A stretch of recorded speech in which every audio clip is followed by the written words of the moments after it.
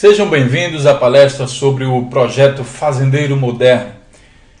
Esse projeto tem como objetivo principal fazer uma combinação sustentável, ou melhor, autossustentável, entre a agricultura e a pecuária. A ideia é que a gente consiga aproveitar os resíduos sólidos orgânicos resultantes dessas duas operações em um biodigestor com tecnologia alemã para a geração de gás natural, também conhecido como metano, e biofertilizantes. E dessa forma reduzir ao máximo os custos operacionais e até de investimentos mesmo no próprio projeto. Meu nome é Gleison Bezerra Machado, eu sou engenheiro químico, meu e-mail está aqui embaixo. Se você se interessar pelo projeto, me escreva um e-mail. E as informações adicionais sobre esse projeto você encontra no site www.trsolidos.com. Em um cenário ideal, nós vamos ter aqui o projeto dentro de uma fazenda ou um sítio que está próximo das cidades, ou seja, de cidades pode ser cidades pequenas ou não. E esse projeto, ou seja, a fazenda, vai produzir os produtos e esses produtos vão ficar à disposição através do mercado rural. Entenda-se mercado rural não uma mercearia ou um mercadinho como a gente está pensando, e sim um local onde os produtos vão ser comercializados, sejam eles direto para grandes supermercados ou direto para os clientes. A vantagem dessa localização estratégica, próxima a cidades pequenas, é que os custos com a logística vão diminuir bastante e também, se houver um excedente de energia elétrica, ele pode ser vendido diretamente também para essas cidades que ficam por perto. Eu vou explicar então para vocês o conceito do projeto. Aqui nós não vamos falar de números, só vamos falar sobre os fluxos de matéria-prima, como vai funcionar a criação de animais e a plantação, etc, etc. Primeiro vamos começar aqui com os animais. Nós temos, digamos, à disposição aí a criação de bovinos, de suínos, caprinos, de peixes e outros tipos de animais. Aí a gente vai estudar que animais nós queremos criar, e depois de estabelecido isso, quais são os animais, a gente vai estudar, vai analisar qual é a melhor alimentação para esses animais. Claro que levando em conta o maior poder nutritivo para que eles cresçam e produzam bastante carne, caso seja esse o objetivo. Existe também, por exemplo, a produção de leite, então a gente vai observar qual é a melhor nutrição para que as vacas produzam mais leite. Pode ser búfalos também, não tem limitação disso aí. Então a gente vai plantar aqui nessa parte, em uma outra área da fazenda, a gente vai plantar esses alimentos que são essenciais aí para essa boa nutrição dos animais. Se não conseguirmos plantar toda a alimentação deles, vamos plantar ao menos o que é mais essencial, o que é mais necessário. Aí temos alguns exemplos aí, como soja, que é rica em proteínas, todos nós sabemos, o milho, que é muito energético, o capim, que é rico em celulose, importante aí para os bovinos, e assim por diante. E a partir do cultivo de diferentes plantas aí para a alimentação dos animais, eu vou poder fazer, sempre que necessário, uma combinação diferente de alimentos, podendo alterar a composição dos alimentos com o objetivo de obter aquilo que eu estou precisando mais para o crescimento daquele animal, seja proteína ou seja energia. Tanto na pecuária como na agricultura, eu vou ter uma grande geração de resíduos sólidos orgânicos. Na agricultura eu vou ter resíduos vegetais, alguns à base também de celulose, e na pecuária eu vou ter os resíduos orgânicos animais. Esses dois resíduos orgânicos serão então coletados e direcionados para um biodigestor que vai acelerar a decomposição desses resíduos e dessa forma obter o gás natural, que a gente chama também de metano, e também os biofertilizantes. Os biofertilizantes eu vou poder usar diretamente na minha própria propriedade, na minha agricultura aqui, e acelerar o crescimento dessas plantas que eu estou criando. Com o uso desse biofertilizante, eu com certeza vou baratear os custos operacionais aí da agricultura. E já que a agricultura está alimentando minha pecuária, então eu também vou ter redução de custos aqui na pecuária. Já o gás natural, ele pode me servir para diferentes propósitos. Um deles é adaptar aqui os meus veículos agrícolas para serem movimentados, para serem abastecidos com o gás natural. Existem alguns modelos de fazenda, mesmo no Brasil, que já fazem uso dessa tecnologia e, em vez de óleo diesel, usam gás natural para movimentar os tratores da fazenda. Em uma segunda opção, eu vou transformar, com a ajuda aí de um motor e um gerador elétrico, esse gás em energia elétrica, tá? E essa energia elétrica vai retornar também, claro, para a minha propriedade. Se eu optar por industrializar meus produtos, e dessa forma vou conseguir agregar mais valor aos meus produtos, eu vou ter uma certa demanda de energia elétrica, que vai chegar para mim quase que a custo zero, porque essa energia elétrica vem, logicamente, do biodigestor. Existe também a opção de eu transformar só uma parte do gás natural em energia elétrica, deixando a outra parte para servir como combustível para os veículos, certo? Então os fermentadores vão produzir uma certa quantidade de gás, eu pego a parte que me interessa para os veículos agrícolas e uso lá, e a outra parte eu posso transformar em energia elétrica. E assim industrializar meus produtos, ou mesmo direcionar essa energia elétrica para alguma utilidade dentro da pecuária ou da agricultura. Se eu optar pela industrialização dos produtos, eu vou ter dentro do meu mercado rural vários produtos derivados aqui de bovinos, de suínos, caprinos, aves e também milho, cana-de-açúcar, mandioca, etc. Com produtos industrializados, além de ter produtos com maior valor agregado, eu também aumento o tempo de validade dele, o que me permite vender esse produto para cidades até mais distantes da minha fazenda. Então vamos ver algumas vantagens desse sistema. Nós sabemos que na criação de engorda de certos animais, a quantidade de resíduos orgânicos oriundos aí dos dejetos dos animais é muito grande. Isso se torna um fator de perturbação aí ambiental. Muitas vezes, se o proprietário desse projeto não resolver esse problema, a Secretaria do Meio Ambiente pode até impedir que aquele projeto continue em andamento. Então, aproveitar o resíduo orgânico desse animal, os dejetos, já é uma solução para esse produtor. Em outros casos, a plantação de milho, ela gera também uma grande quantidade de resíduo, porque na maior parte das vezes a gente só aproveita ali os grãos do milho, né? E o resto da planta ele não é aproveitado. Em algumas situações, para grandes produtores, eles aproveitam ali a planta também e jogam por cima da terra para evitar a erosão. Nesse processo, o gás também é liberado, só que sem aproveitamento.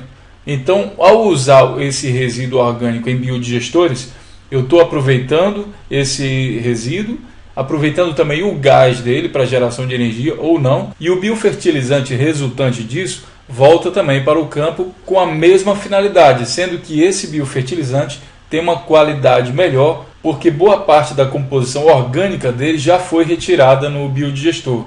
Com certeza, produzir alimentos para os animais dentro da mesma propriedade vai baratear o custo operacional da criação de animais. E ao aproveitar os resíduos orgânicos dessas duas operações, eu vou ter também o fomento para a agricultura, ou seja, os biofertilizantes. Com o aproveitamento do biofertilizante, eu tenho energia elétrica e gás natural. E a energia elétrica e o gás natural me permitem lançar mão de vários projetos de agregação de valor aos meus produtos. Veja no exemplo da fabricação de farinha. A gente sabe que para fabricar farinha há uma grande necessidade de calor. Esse calor normalmente é tirado através de queima de madeira e para isso tem que devastar mais um pouco da floresta e aí vocês sabem o prejuízo ambiental que isso causa. Nesse caso aqui, eu posso aproveitar parte do gás natural para a minha produção de farinha e vou reduzir imensamente o custo operacional desse processo. No caso da cana-de-açúcar, a gente sabe também que a produção de garapa também exige uma grande quantidade de calor e mais uma vez podemos usar parte do gás natural. Já na fabricação de queijo, temos uma demanda grande também de energia elétrica, que temos aqui à disposição a um custo praticamente zero. Quanto mais resíduo orgânico eu tiver, mais energia eu vou conseguir produzir. Não que isso seja algo desejável, mas às vezes é inevitável. O excesso dessa energia elétrica eu posso vender também para a cidade ou para alguma indústria por perto e com isso eu tenho mais uma fonte de renda para o meu projeto. O reaproveitamento dos resíduos fecha o ciclo da sustentabilidade desse projeto. tornando com certeza um exemplo de sustentabilidade e respeito ao meio ambiente, além de, claro, um modo muito eficiente de produção de alimentos, animais e vegetais. Com a estrutura de uma empresa bem administrada, outros investidores também se interessam por um projeto como esse. Investidores que normalmente não se interessam pelo agronegócio estão se tornando os grandes investidores desse setor. O fato do projeto ser autossustentável, ou seja, ele se alimenta de si mesmo, faz com que os custos de operação sejam drasticamente reduzidos. Ao industrializar meus produtos, eu vou agregar valor a eles e vou aumentar o tempo de validade desses produtos, o que me permite também vender diretamente para os comerciantes de dentro das cidades, por exemplo, os supermercados. E dessa forma eu vou eliminar o atravessador, o que me permite vender meus produtos por um preço melhor. Se o projeto for construído próximo às cidades, ou seja, próximo aos clientes, eu vou ter uma redução de custos com logística. E tudo isso me garante uma alta rentabilidade num projeto como esse. Bom, agora que você já conhece o princípio de funcionamento aí desse projeto, vamos ao trabalho. Agora vamos procurar solucionar as questões que a gente precisa saber para implantar um projeto como esse. E aqui eu já estou listando algumas das perguntas que são essenciais para o planejamento desse projeto. Primeiro, qual é o melhor alimento para os animais? Eu tenho que saber que tipo de animais eu estou criando, qual é o melhor alimento para ele. A segunda coisa, qual combinação de alimentos é melhor? Será que se eu pego uma porção de soja e milho e capim e misturo em partes iguais, isso é bom para que fase do meu animal? Será que numa fase de crescimento ele não precisa de mais proteína do que energia? Numa fase de engorda, será que não é melhor botar mais energia do que proteína? E assim por diante. Quando a gente tem vários tipos de alimentos à disposição, a gente pode combinar isso de uma melhor maneira. Depois precisamos saber que quantidade de alimentos eu preciso produzir por dia, mês e ano, para que então eu possa saber qual é a área que eu preciso plantar alimentos para esses animais. E qual a área que eu preciso para criar esses animais? A área total do meu investimento com certeza vai ser a soma das áreas que eu preciso para criar os animais com a área que eu preciso para plantar meus alimentos e, por último, lá a área que eu preciso para implantar o biodigestor e lá na frente também a minha área de produção. Então eu tenho que somar todas essas áreas. Depois me interessa que quantidade de resíduos a criação desses animais vai gerar por dia, por mês e ano. Isso lá na frente me serve para o biodigestor.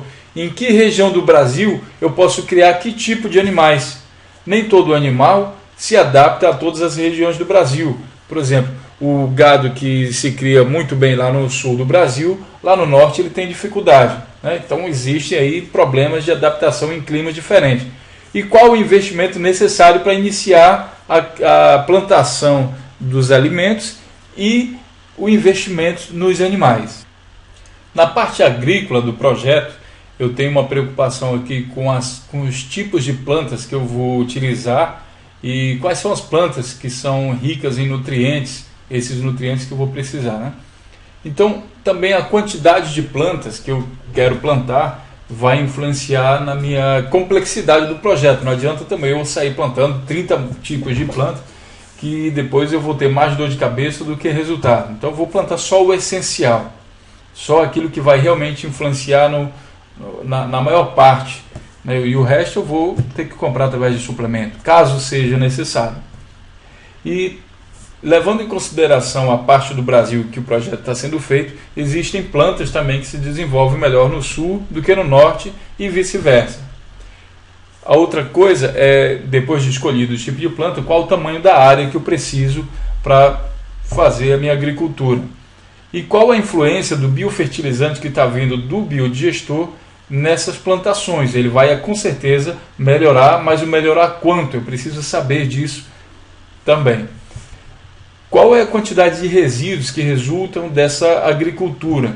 Isso me serve também no biodigestor e, lógico, qual o investimento necessário para iniciar com esse setor aqui da agricultura. Depois que eu souber esses dados anteriores, ou seja, qual a quantidade de resíduos orgânicos que resultam aí da criação de animais e que resultam da agricultura, eu vou saber calcular a quantidade de gás metano que vai ser gerado nos fermentadores do biodigestor. Aqui nessa figura, esse aqui é o exemplo de um fermentador.